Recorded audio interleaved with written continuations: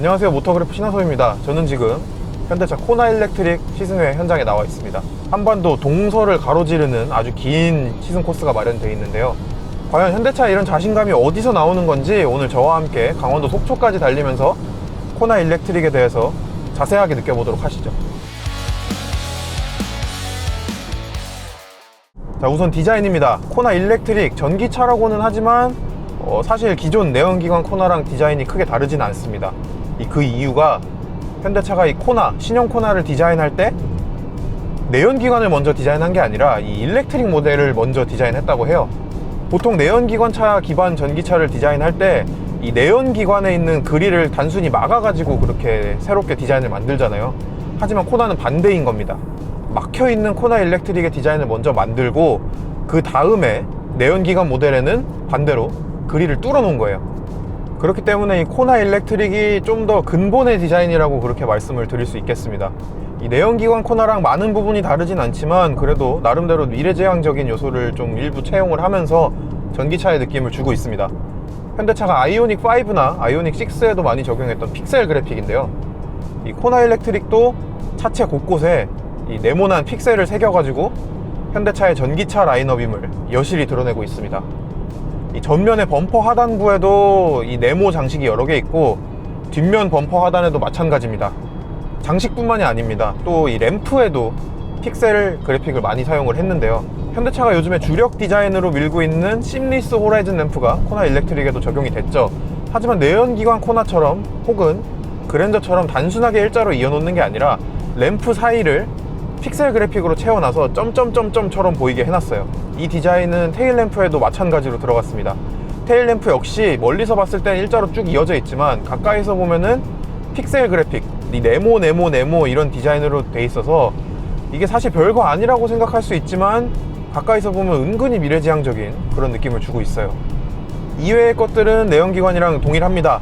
차체 사이드에는 굵은 캐릭터 라인을 기반으로 여러 선이 함께 어우러지면서 차체를 감싸게 만들어놔서 이 코나가 소형 SUV임에도 훨씬 더 커 보이는 그런 효과를 주고 있고요.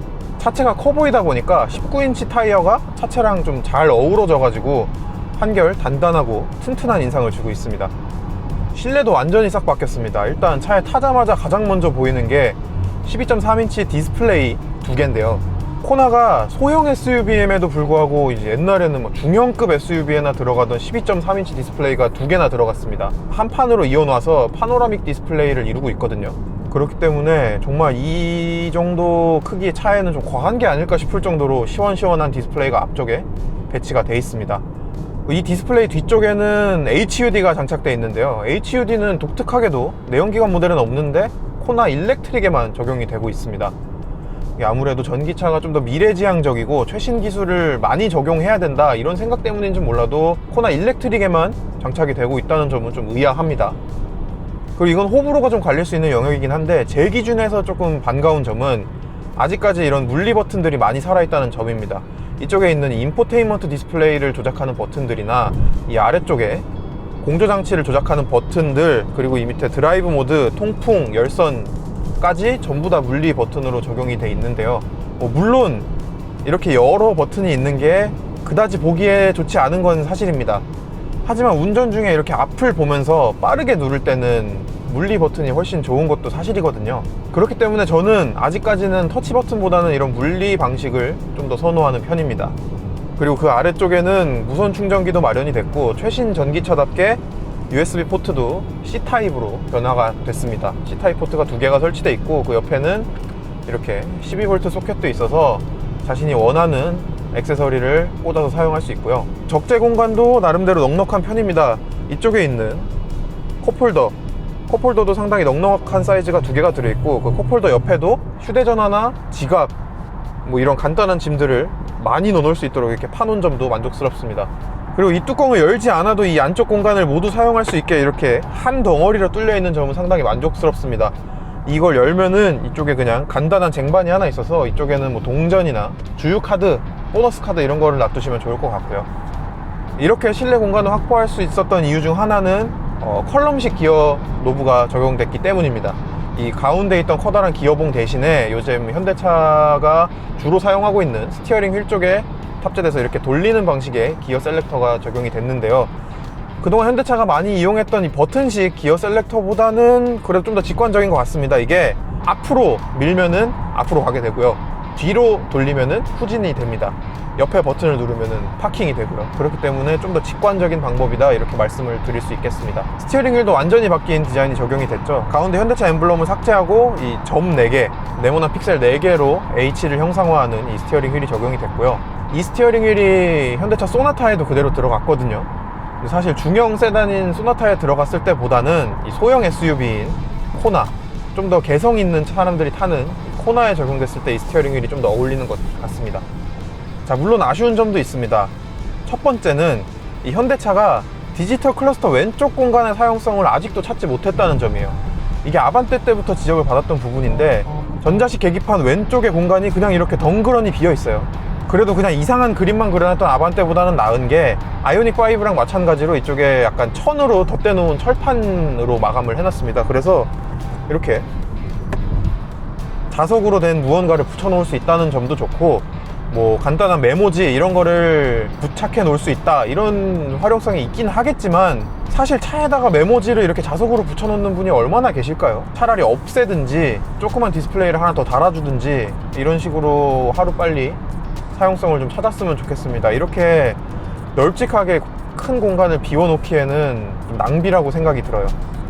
자, 이 차의 밑바닥에는 64.8kWh 용량의 배터리가 탑재되어 있습니다. 국내 인증 기준 주행거리는 417km 정도 돼요. 수치를 보고 제가 좀 놀랐어요. 사실 내연기관을 기반으로 하는 전기차는 그렇게 주행거리가 잘 나오진 않는다, 일반적으로 이렇게 생각을 하시잖아요.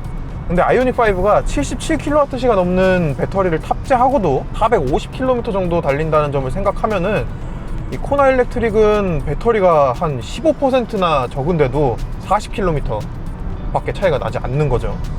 그만큼 효율이 좋다고 말씀을 드릴 수 있고, 연비도 상당히 준수한 편입니다. 제가 하남에서부터 여기까지 달리고 있는데 그 중에 대부분이 전기차에 취약한 고속도로였거든요. 그런데도 연비가 지금 1kWh당 7km 가까이 나오고 있습니다. 이 차의 배터리 용량 64.8kWh랑 단순 계산을 해보자면은 거의 한 470, 480km를 달릴 수 있다는 계산이 나오거든요. 지금 좀 묵직한 성인 남성 2명이 타고 있고, 차량 장비도 많이 실려 있고, 에어컨도 22도로 계속해서 작동하고 있고, 이런 점을 고려하면은 괜찮다고 느껴집니다.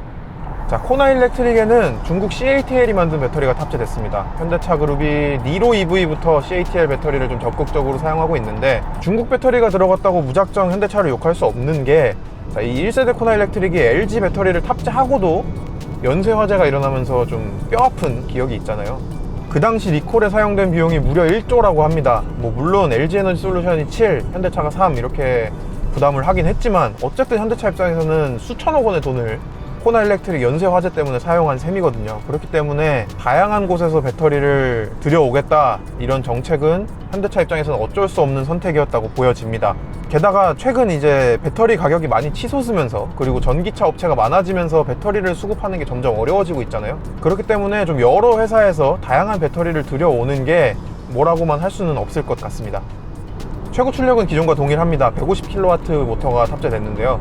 이 150kW 하면은 한 204마력 정도 됩니다. 이 204마력이 사실은 별거 아닌 것 같지만, 코나의 내연기관 1.6 터보 모델보다도 더 강력한 출력이거든요. 최고 출력도 더 강력하고, 이 전기모터 특유의 즉각적인 가속감이 더해져서 상당히 경쾌하다는 느낌이 듭니다.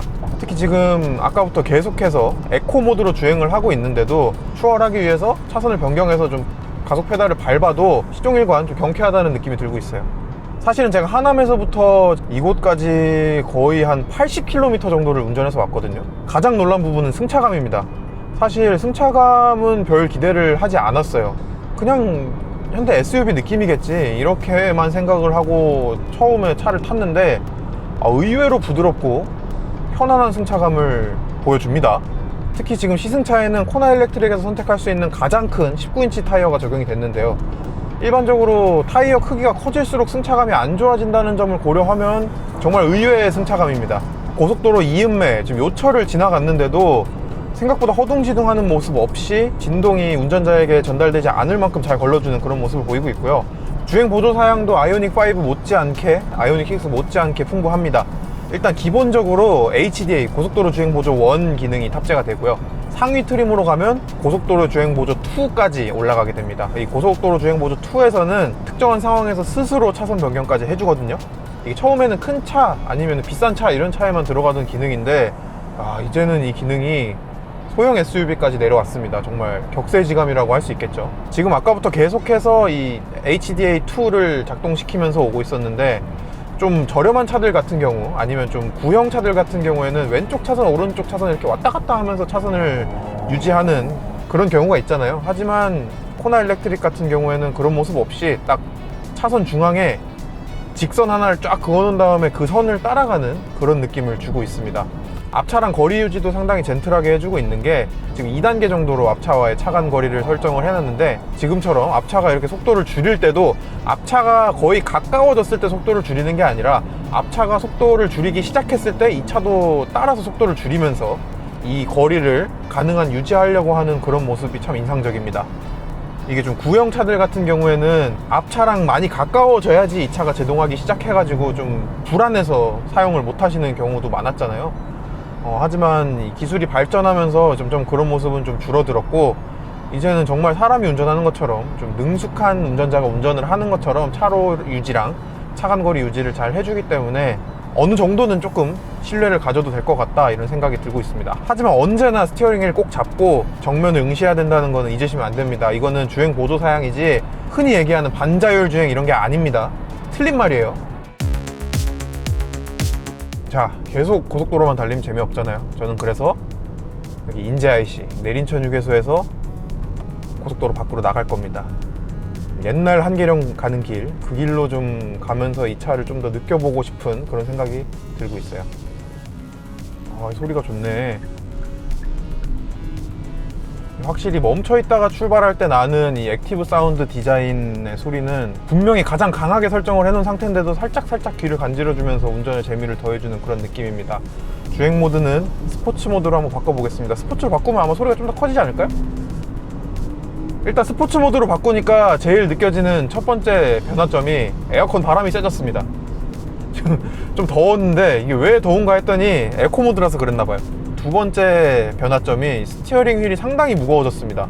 아까 에코 모드로 고속도로를 달릴 때는 진짜 너무 가벼워가지고 막 한 손가락 걸어가지고 돌릴 수 있을 것 같다는 생각이 들었었는데, 지금은 굉장히 묵직해졌어요. 요즘 제가 최근에 시승했던 차 중에 이 정도로 스티어링 휠의 무게감이 바뀌는 차는 못 본 것 같아요. 자, 그리고 이 차는 여느 현대차랑 마찬가지로 스티어링 휠 뒤에 붙어있는 이 패들 시프터를 이용해서 회생제동 모드를 설정을 할 수가 있거든요. 지금 0단계 회생제동이 거의 없는 상태에서부터 1단계, 2단계, 3단계, 맥스까지 설정을 할 수가 있습니다. 테슬라 같은 경우에는 회생제동 단계를 설정할 수가 없잖아요. 하지만 현대차 그룹은 이렇게 인위적으로 회생제동 단계를 설정할 수 있기 때문에 제가 지금 가고 있는 산길 이런 데서도 아마 브레이크를 한 번도 밟지 않고도 산을 넘어갈 수 있지 않을까, 이런 생각이 들고 있습니다. 그래서 한번 브레이크를 최대한 밟지 않고 이동해보는 그런 챌린지를 혼자서 해보려고 합니다. 지금 인제 시내를 지내고 있고요. 자, 이제 본격적인 한계령 올라가기 시작했습니다. 자, 지금 확실히 이렇게 고저차도 많고 산길을 굽이굽이 돌아나가고 있는 와중에도 배터리가 바닥에 깔려있는 전기차답게 뛰어난 밸런스를 보여주고 있습니다. 사실 이게 디자인은 내연기관보다 전기차를 먼저 했지만 이 뼈대는 내연기관을 기반으로 하고 있거든요. 그렇기 때문에 전기차 전용 플랫폼이 탑재된 아이오닉 5나 EV6보다는 좀 불안한 거동을 보여주지 않을까, 이런 생각을 했는데 의외로 잘 버텨주고 있어요. 역시 전기차는 전기차입니다. 그리고 회생제동도 지금 맥스로 설정해서 원페달 드라이빙이 가능하게 그렇게 설정을 해놓고 달리고 있는데, 아무래도 이렇게 산길에서 브레이크를 자주 쓰다 보면은 페이드 현상이나 베이퍼록 때문에 브레이크가 제 성능을 내지 못하게 되는 그런 일이 발생을 할 수도 있잖아요. 자, 하지만 현대차 그룹의 전기차는 이렇게 회생제동 단계를 설정할 수가 있기 때문에 좀 더 안심하고 탈 수 있다, 이렇게 말씀을 드릴 수 있겠습니다. 그리고 지금 말씀을 드리는 순간 비가 오기 시작했는데요. 과연 빗길에서도 코나 일렉트릭이 잘 흘러갈 수 있게 잘 달려줄 수 있는지 한번 계속 테스트를 이어가 보도록 하겠습니다. 지금 촬영 장비들이 막 뒤엉켜서 우당탕탕 소리가 나고 있는데, 그런 소리를 제외한다면은 차 자체는 상당히 고요한 편입니다. 지금과 같이 이렇게 좀 급한 경사에서도 브레이크를 밟을 필요 없이 원페달 드라이브 모드가 켜져 있기 때문에 가속 페달에서 발만 떼주면은 이렇게 안전하게 돌아 나갈 수 있습니다. 전자레인지를 싣고 오는 게 잘못이었나봐요. 자, 그리고 더욱 놀라운 사실, 지금 뭐 한 몇 킬로미터를 탔을까요? 이런 산길을 한 10km 정도 왔는데 아직까지 브레이크를 한 번도 밟지 않았습니다. 이 원페달 드라이브 모드가 그래도 생각보다는 좀 더 제동 능력이 좋아가지고 브레이크 페달 없이 여태까지 왔어요. 아이오닉 5처럼 후륜구동 차거나 아니면 사륜구동 옵션이 있는 게 아니잖아요, 코나 일렉트릭이. 그럼에도 불구하고 이 전륜구동 작은 내연기관 기반 전기차로도 이렇게 재밌게 산길을 탈 수가 있다는 점입니다.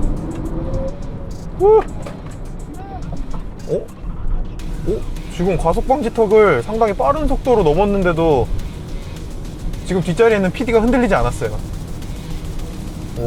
지금 과속방지턱 넘은 이 실력은 상당히 놀랍네요. 저도 비가 너무 많이 오는데?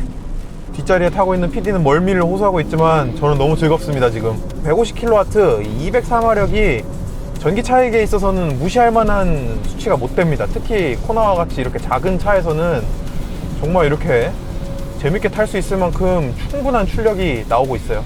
특히 지금과 같이 막 언덕도 아니죠, 산길을 막 이렇게 강하게 박차고 올라갈 수 있을 만큼 충분한 힘이 나오기 때문에 숫자만으로 이 차를 판단하는 거는 큰 오산이라고 할 수가 있겠죠.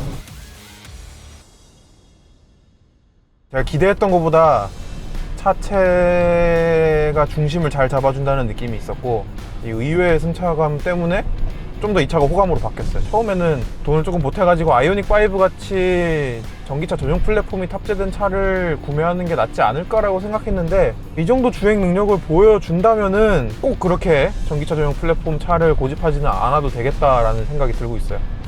그리고 연비도 아까 고속도로를 계속 달렸는데 1kW시당 7km까지 나왔잖아요. 그러면은 정말 추운 겨울과 같이 좀 특수한 상황이 아닌 이상에는 웬만하면 한 420, 30, 40 환경부 인증 주행거리보다 더 많이 달릴 수 있는 그 정도의 연비이기 때문에 이 정도면 상당히 만족스러운데요, 저는.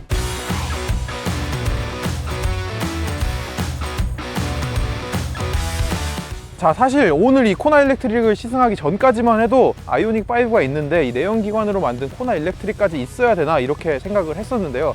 직접 타보니까 생각이 좀 많이 달라졌습니다. 이 코나 일렉트릭이 비록 내연기관 기반으로 만든 자동차일지라도 이 아이오닉 5 못지않은 상품성과 못지않은 주행 성능, 그리고 이렇게 한계령을 달렸을 때도 거침없이 달릴 수 있는 주행 성능을 보여줬다는 점에서 상당히 만족스러웠는데요. 온 가족이 간단하게 탈 수 있는 전기 SUV를 찾고 계신 분이라면 이 코나 일렉트릭도 훌륭한 선택지가 될 수 있을 것 같습니다. 자, 저는 지금까지 모토그래프 신하섭이었고요. 이 코나 일렉트릭과 관련된 또 다른 영상을 준비하고 있으니까 그 영상도 많이 기대해 주시면 감사드리겠습니다.